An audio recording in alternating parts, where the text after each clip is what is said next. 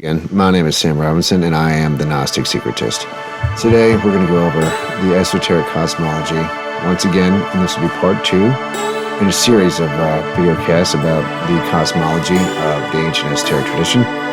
It is quite extensive. It is very complex, and I'm going to try to break it down into an outline that is digestible and able to be understood with its basic framework and structures intact. And it'll be a long series of multiple video casts on the cosmology, or as they like to call it, the cosmogenesis, which is the name of one of Blavatsky's books, of which I've read several times, and it's extremely complex, but it's absolutely fascinating. And so I hope you'll enjoy some of the finer points of Blavatsky and Kabbalistic and esoteric and occult cosmological themes, structures, and concepts that are involved in these processes. There's really nothing else like it, and it couldn't really be more fascinating. So let's just go ahead and begin. So in our last podcast, we were talking about the nature of the Trinity and how it manifests, and the nature of the Absolute. And I want to go over that a little bit, the first part again, just a little bit on the Absolute, to make sure certain things were fully expressed regarding its conceptualization in the esoteric tradition. And so we're going to go over that first, and then some other things after that about how the universe unfolds from that point forward, and the phases of manifestation that are involved after that, all the way down to the creation of all the different planes of existence and down to the material world. Though obviously I won't cover all of that, because it's going to take, like I said, many podcasts to do that. But let's begin. So the absolute principle, or the absolute essence, is an eternal, unmanifested, unconditioned principle.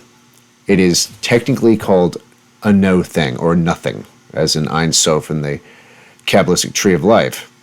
And the reason it is called nothing, or no thing, with a dash in the middle, is because to give it any attributes would be to negate the very idea that is an eternal, unconditioned essence. So, and this is a problem I know a lot of people have when I try to explain this to people I meet. They are unable to understand the idea of a God very easily without it being a manifestation in some sense, or a creation, or part of the creation itself. It's not even truly a pantheistic God either. It's almost like a paradox in a certain sense, because it out of its reflections, the universe becomes manifested, but it does not technically become a part of that actual temporal universe, because if it did so, it would obviously no longer be eternal and unmanifested. It would be manifested, and thus it would have attributes, and that would destroy the very concept of an unconditioned essence that is unmanifested. But it kind of gets complicated. So in the cosmogenesis, Blavatsky goes to great lengths to explain these things. And that takes up the large part of the first, 50 to 100 pages in her book. I got to have the unabridged version, so it goes for a pretty long time. And she continually reiterates this absolute essence, and how, in a very fine and subtle distinction, it is not God. It's beyond God. God is its first manifestation, which would be the one, or the all. The real principle of the universe, the one and only eternal thing, is this essence. It does not take part within the cosmos, but its essence is reflected down into the first one, the one God, who essentially is, in some sense, eternal, even though Brahma, in her tradition, or Kether, is actually resolved back into Ein Sof, or the Absolute, at the end of a cosmic period of activity. Yet it is there the entire time. Thus, you could almost say that it is almost an eternal thing, but not technically. The thing beyond it, Ein Sof, or Ein, in this absolute essence, as what Blavatsky calls it, is Parabrahma. And then a veil that she throws over it, apparently called Mula Prakriti, and this is from the Vedic school of thought that she studied intensely with, and the Tibetan schools of occultism. And it's a very fine distinction. So she explains that essentially this absolute essence has a sort of veil thrown over it, in the sense that if you were going to look at how Kether relates to Ein Sof, to the rest of the Sephiroth, Kether would seem as if it was Ein Sof, but it's technically not. And that's how Mullah Prakriti is the veil thrown over in the Theosophical system.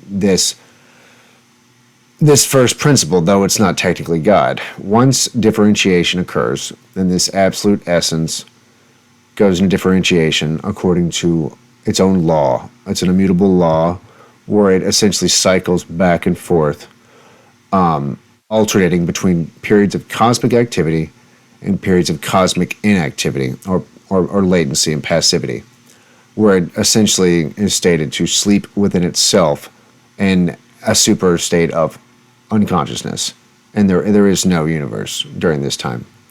And these are called the days and nights of Brahma in all these traditions. And regardless of the length of time that they state that the universe unfolds during the days of Brahma, which is a period of activity, and eventually, after reaching the middle point, it will resolve back into itself by the end of this period, and the day of Brahma ends, and thus then a night of Brahma, as they call it, is inaugurated, and everything is reabsorbed back into the nothing, to the absolute essence that is just itself. So it will then stay inactive for that exact same period of time as a day of Brahma. And according to Blavatsky anyway, and I guess the Vedic tradition, that's like 300 trillion years, some absurd number. But that's not the point. The point is that the two states of activity and inactivity, these massive cosmic time periods, are alternating. So they're one after the other. Endless, cyclical, and periodically active and periodically inactive. And they call that the law of periodicity. And so, as it begins, there is nothing in the universe at this point in time. There is no universe, actually. There's just the absolute essence. And it's they use space to actually try to give you a visualization of this. Like just think of like an empty sheet of paper, blank. That is the absolute. And it's free of any blemishes. It's absolutely a pure essence. It is only itself. It's everything. Contains all the potential, all potentiality, yet not active. So when an active period, a day of Brahma, is inaugurated or initiated by this immutable law that is itself, basically, it will essentially, what it says is, and it says this in the Kabbalah, it concentrates a center or crystallization of its essence, because it's spread out everywhere. It is everything. So it's almost like a contraction, and it makes space within itself for a universe to be born. So it crystallizes the one, a singular point. In the Kabbalah, this is called Kether. So when this crystallization occurs, you have the concentration of this essence, which is really, in a large sense, the best way to explain it is it's almost like a reflection down into temporality of this one essence, because it does not partake of manifestation. It's almost shadow. It's reflected down and is a shadowy version, I mean, in a very spiritual sense, of the absolute principle. And this is the one, and it rests at that point in time in all potentiality. It is not technically active yet as Kether or as the one. That only occurs with the next phase, which I mentioned in the last podcast, which is when true activity starts to occur, and the outgoing force of Kether or of Brahma creates duality. In the next phase, which is when it creates the Trinity, which is cosmic ideation, cosmic matter, or Shiva and Brahma and Vishnu, in Kether, Hokmah, and Binah. And it's the same thing in every tradition, yet they are three in one, the three aspects of the reflected essence in the archetypal plane. as an archetypal plane itself, basically. They're often called the supernal powers, or supernal Sephiroth. So, when a day of Brahma begins, there is an inherent necessity, as I stated on my video on natural law, that when manifestation occurs after the one, there is inherent polarity throughout the entire cosmic superstructure. It is a necessity. That is why you always have the next two always being counter opposites to each other in terms of either cosmic ideation, which is cosmic thought, and then cosmic matter, which they call cosmic substance in theosophy, or it's Chokmah Binah, which is force and form. The force is Chokmah, the stimulating aspect, the masculine aspect of Kether, or which is really the reflection of the absolute, is then ensouled into the first form, or the archetypal idea of a form, which is Binah, the feminine principle. And thus you have the beginning of a formation within the actual structure, though these are still archetypes, obviously. But this is where all forms have their root essence, is in that actual Binah sphere, or in the cosmic substance. But you have to note as well that one without the other would give you nothing. So ideation needs something to be ensouled in, essentially, and substance needs something to give it purpose. So you have to have ideation and cosmic substance together. So the polarity principle is always maintained. Or with Chokmah Binah, you can't just have an outflowing force that continues on forever with the first Sephiroth. You need something to capture it and use it for something, which is the form it's ensouled in through Binah. And this goes all the way down through the entire cosmic structure, one polarity bouncing off the other and coming into equilibrium and then overflowing and going back down again and again, all the way down to where we are today. So, I mean, it's a really massive scheme. Blavatsky really takes it to a height that I think is still totally unparalleled today. In our time period, and people are still studying it. I mean, I've read it like 4 times at this point. So this law of periodicity essentially are the cosmic days and nights. And so this brings me to another important point that I'd like to essentially make known. And an issue that keeps coming up in our day and age on the internet with these New Age gurus throwing out bogus ideas, and not only that, but movies too, of the concept of the multiverse, which is never mentioned once in any cosmology and is not a part of occult cosmogony at all. Instead, if you see what I'm talking about, essentially it is one universe after another. And they reoccur over and over again, but on a higher plane. So you don't have a multiverse where you have simultaneous cosmoses or universes existing simultaneously. As always, with our day and age, everything is the exact opposite, an inversion of whatever they tell you, whether it's Billy Carson or, the Stephen Strange Disney movies of the Avengers. It's all nonsense, and the inversion is the real concept in any of these. And whenever you see that, just invert it, and you'll pretty much figure out what they're talking about. So in reality, according to the cosmogenesis of Theosophy and Kabbalah, you have a universe that involutes and then evolves. So you have involution and evolution. Involution first, that then resolves back into itself at its primordial state as an absolute unconditioned essence, and the universe is ended, so to speak. But all the manifestations of that are just absorbed back into that essence, which is itself. So nothing is technically really destroyed. It just brought itself back together and waits and then creates another universe. But it is also, you have to note that they say it is on a higher level each time. So, and this is the theosophical concept of like pralayas and mahapralayas, where there's like a rest period in between smaller cosmic scales of change. And that's a whole nother podcast. And I'll have to do slowly into detail about globes and rounds and the different types of Earth. That's not something I can cover today. But essentially, there's small rest periods and major rest periods. The big one being the night of Brahma, which is the longest. But then when reactivity occurs, when the day of Brahma finally inaugurates again after a period of sleep, everything that had been at a certain level in the previous universe has reached a level higher than they were last time. These monads that are ensouling beings at different levels of existence, whether it's a rock, a tree, an animal, us, angels, archangels, Dayan Shohans or gods, each one will have gained some experience and be recapitulated, as they say, in the next day of Brahma. And this also occurs on a smaller scale. But that's the difference, and it's something I think is very interesting that they keep throwing this multiverse idea out there, and it's the absolute opposite when you actually read real occultism and study actual cosmology.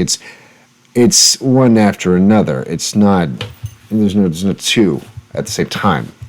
It's kind of absurd. They love to talk about it, though, and so I thought it was definitely something that needed to be mentioned, because there's so much New Age BS out there that it's kind of overwhelming at times, I'm sure, for people. And it's also throughout all of our media.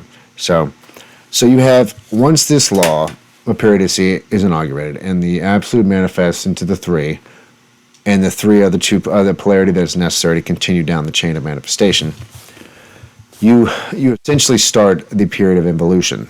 And involution and evolution, or once again another form of a polarity in a sense, are the two steps or processes involved in spirit becoming involved, involuting, into matter or substance, starting at cosmic substance and ideation at the very top, the first, or Binah and Hogmah, starting at the very most rarefied form of matter and spirit, or consciousness is almost a better way to say spirit.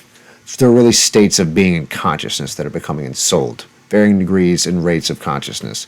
But sometimes it's easier to say spirit, and sometimes it makes more sense to people. So in this long chain of differentiation, through these constantly back and forth ensouling polarities and equilibriums and then ensouling polarities, you go down this chain of involution to where there's a bottom end.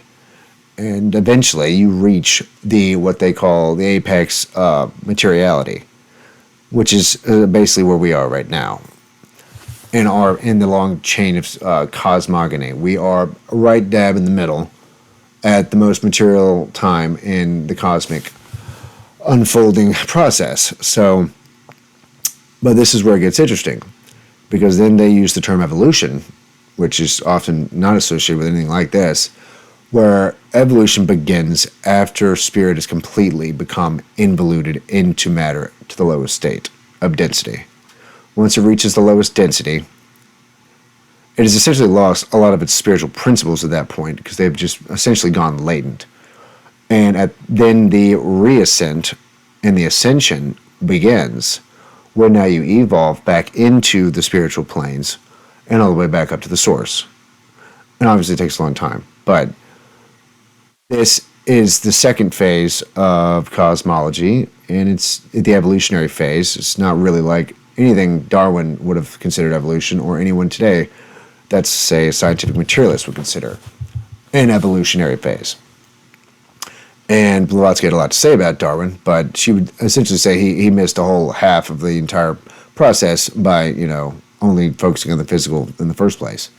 But once you start the evolutionary phase, the human, say it's a human, a monad, a divine monad spark that is ensouled within a frame of a human being and is now, awakening basically in the material world, it eventually starts to get its principles reactivated. I mean, it takes probably thousands of years, maybe in many lifetimes, but you start to reacquire what you had lost in the descent into matter. When spirit falls into matter, it falls asleep. And when matter reascends back to spirit, it is ascended and reawakens to its divine nature, which is what we are essentially in the process of doing as an entire race right now. So, I mean, we're a long way from getting anywhere near the spiritual planes, like as an entire existence, but we're in that phase. So we're on the way, as you could say, to re-spiritualization and regeneration. And this is why I think a lot of these things have started to pop up everywhere, is it's almost like time to kind of go back into these latent possibilities within the body's seven principles, and the ones that can reactivate them, and the ones that can understand it will understand it. And we're in the re-spiritualization phase at the moment. So, but I don't want to get too lost in the specific human side. But here is a very specific thing about this fall into matter that must be also noted. So obviously we have the well-known, totally reiterated repeatedly concept of man's fall, the fall of humanity into sin, an original sin in the Bible, and it has clearly lasted the test of time in terms of it being a thought form and a concept within a major religious framework, and you can see that it really has not been lessened in its potency whatsoever in the last 2,000 years. Well, in occult cosmology, this is not what occurs. It's also not really what occurs in Gnosticism either, but that's another story. Essentially, the fall into the original sin, the fall of humanity, is only the fall of the spark of the divine, your monad.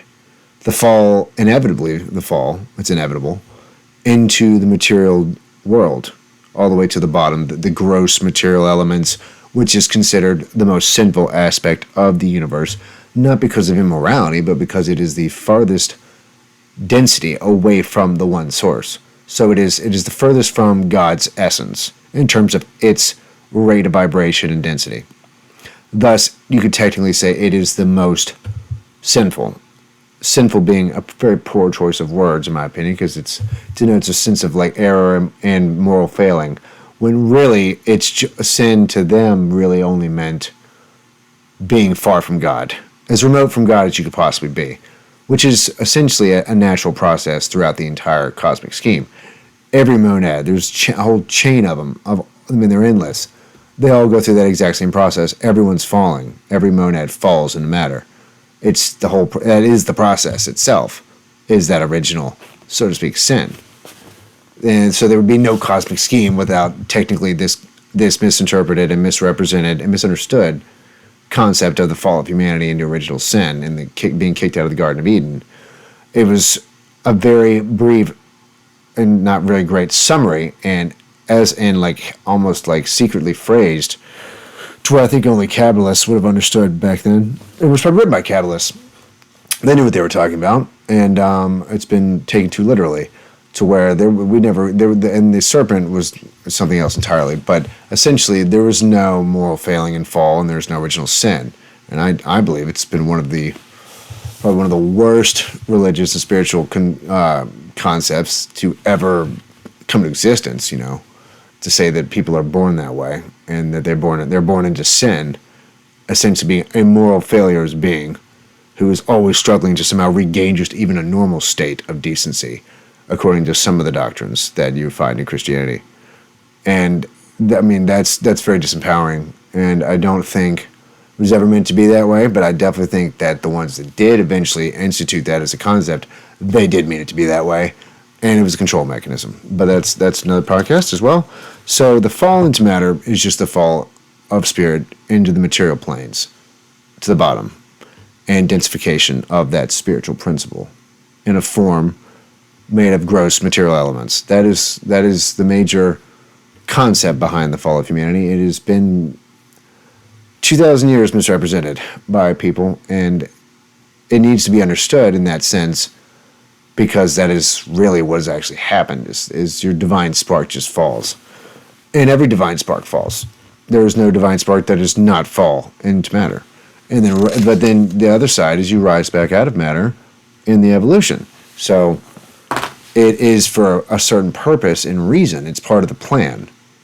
And the plan it's not necessarily perfect, but it actually has a much deeper purpose than the fact that we just disobeyed somebody and we got kicked out.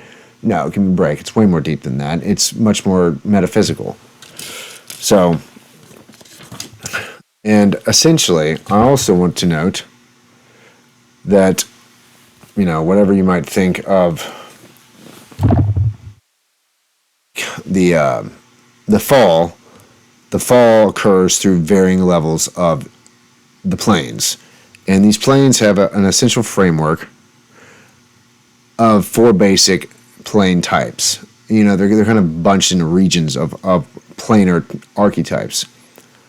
So, and different systems have different words to express these 4 types of planes, and there's really, each level has multiple subplanes, but that'll be a different. I'll go into that in another podcast, maybe in the next one. Rosicrucians have a lot to say about that, and they go into a lot of intense detail in the book right here. Max Heindel's Rosicrucian Cosmic Conception. It immediately jumps into those concepts of the different planes of existence. And it has a different terminology, technically, than Blavatsky, but they're all essentially using the same cosmology. They use different terminology, and that's really the main difference. But they all literally link up on cosmology, which is why it's so fascinating, because I've tried to read all the different schools of cosmology to see if it does link up, and it does. They have different terms because it's different cultures, so that makes sense. Essentially, you have 4 types, and the 4 types, depending on where you begin, from top to bottom or bottom to top, you start with the archetypal and the divine plane, which is where the supernals are, the gods that reside there, the aeons in Gnosticism, or, the highest Sephiroth. They're on the archetypal plane. This is the plane of archetypes. This is where the essential root blueprint and root concepts of the formations down on the lower planes become outlined and come into existence to be manifested as actual forms on down in the scheme. And some people also call it the spiritual planes as well. The second level is what's often called the mental planes, or the creative planes, where the ideas get more creative and increase in complexity according to the Kabbalah. So that's called the creative plane, or the creative world of the 4 worlds in Kabbalah, or the mental plane. So that's also in the Rosicrucian. The Rosicrucians call it the mental plane, and they divide it up into multiple subplanes, from abstract thought to concrete thought, and I'll go into that in another podcast. But also the next one is the astral or the emotional plane, which a lot more people are familiar with the ideas involved in that. So, it's a plane that is absolutely malleable to human thought and emotion, and is the one most contacted by people that study the occult. Those other higher planes are very difficult for anyone to contact unless they're, essentially like Blavatsky or, or Jesus or Buddha, or they're a high adept even is tough time, even of the Golden Dawn, to actually reach those planes. But the astral plane is reached all the time. And the astral plane's dangerous, but essentially it's the emotional plane. And it's the plane of, many entities that we obviously encounter when we read these books. The more often you read these books, the more you read about the astral plane probably than any other planes, because that's where, mediums go, that's where channelers tend to get their information. And, the astral plane is pretty fascinating, but it's technically just phantoms of the higher planes. So it is the emotional and thought. It's where the thought forms go, for the most part, and they become ensouled there. And the astral plane is one of the closest planes. It's basically the closest plane that we can get to, besides the etheric planes. And that leads me to the etheric planes and the material plane, which is the material and physical world is not really about the physical world, like where we are.